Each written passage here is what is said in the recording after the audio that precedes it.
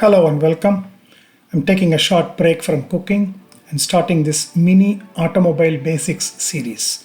The idea of this is to show the various parts of an automobile, be it a hybrid or a regular car, and to show what is required to keep in a car, even if you're driving it locally or long distance, and do some basic repairs and maintenance on your car. Let's start with what you need to keep in your car. In your picture, you see the 4 items you need to basically keep in the car: a jump cable, a jump starter battery, a tire inflator, and a box full of spare fuses. I'm going to show you what these individual items are and how to use them and why you need to keep them in your car. These are not very expensive piece of equipment, but the value of this when you need it is invaluable. And I will put the description and link of each of that item in the video so you know where to get them.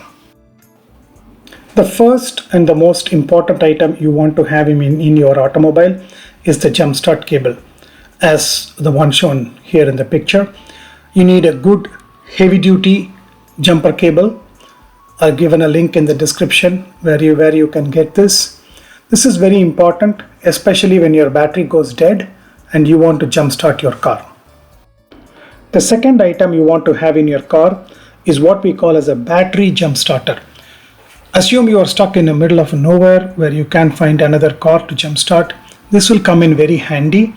This is nothing but a simple lithium-ion battery with a jumper cable attached to that, which can help jumpstart your battery and your car. They typically come with a wall charger as well as a car charger. Make sure they are charged fully. As you can see, all you do is connect it to a power source and charge it like you normally charge any other power bank. The next item you want to have in your car as a mandatory one is a tire pressure inflator. This is a very simple compressor, portable, and connects to your car's 12-volt outlet. The other end of it goes into the tire obviously and inflates the tire to the required pressure. It will help greatly, especially when you have a flat and need to drive 5 or 6 miles before you can reach a service station. The last item in this list is a simple box of fuses, automobile fuses rather, which will come in handy, especially when your headlight goes off or your blinker goes off or something. We'll see more about it in the upcoming videos. Now that we have all this good stuff in our car, let's see some very basics as how to open your hood. Typically, there will be a lever at the left hand side of the driver when sitting as a driver, which is marked as the hood. So all you do is, it'll be a spring mounted lever, pull it out. That's it.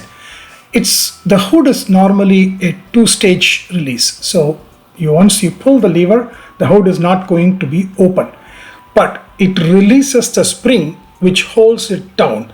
At this point, if you look at it, the hood is loose, but if you try to open it, put your finger between the grill and the hood top, you will not be able to open it. There will be a secondary lever which you need to push.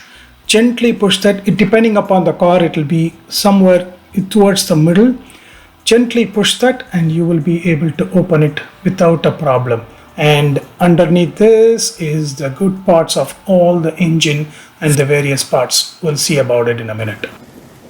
There are many things under the engine. I'm just going to focus on a few things. First is the battery. The battery will have terminals, the positive and the negative. Sometimes the positive is covered with a plastic cover. It's nothing but to protect it from any dust or anything getting in there. You should be able to snap it and take it out and reach the terminal. It's important to know where this is and reach the terminal, because when you have to jumpstart your car, this is where it is required. Okay, that's the fuse box. There will be a fuse box. You should be able to open the fuse box and all the fuses are there in the middle. That's where our spare fuses come into play. I'm going to plug it back in. And then on the left hand side, you have the wiper fluid. See that washer only. There will be normally icons and pictures which is clearly specifying wiper washer fluid. This is the one when you press the wiper, it sprays the water. You can open it and put it inside this. Very simple. Okay. Second one you need to know is the coolant. Look how it is named. As simple as that. The coolant. Coolant is the one which you put it in and then it runs when the engine's running, it cools the engine. The third one you need to know is power steering fluid. When your steering gets really tight, which means you are low on the power steering fluid, it should be a simple one. Open it, pour the power steering liquid into it and close it. That's the engine, that's the center portion, that's where the engine oil goes into play. You don't need to put it. Sometimes if you have not done an oil change in a long time, you can technically buy a quart and pour it into that. You don't need to. Last but not the least is the brake fluid. Look at where it is. It is the brake fluid. It's again clearly labeled. If your brake is loose or brake is not holding good, this is something which you need to add. Now that we have seen the basics, I'm going to show you how to do a quick tire pressure, tire inflation. Here I have a flat tire. I went to the tire, opened up the lid which holds the valve stem, take the tire end of the tire inflator, put it into the valve stem, and there should be a lock. Sometimes there will be a screw. It depends on the design.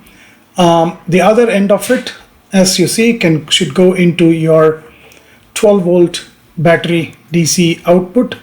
Make sure the car is running, otherwise you will be draining your battery. Make sure the car or the engine is running. Once you have it done, go back to the tire pressure inflator and press the switch it on. That's it.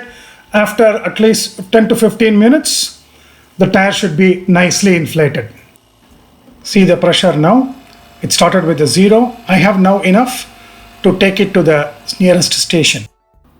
The recommended pressure for any tire will normally be available and imprinted or embossed on the side of the tire.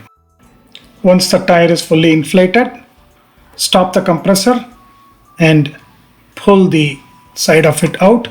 Unplug the other side that is connected to the 12-volt DC and you are done. Not just for the flats, you can also use it to inflate the tire pressure to the required pressure when your indicator on the dashboard shows that your tire pressure is low. In the next video, I'm going to show how to jumpstart a car, change wipers, change fuses, and change bulbs and a few other stuff.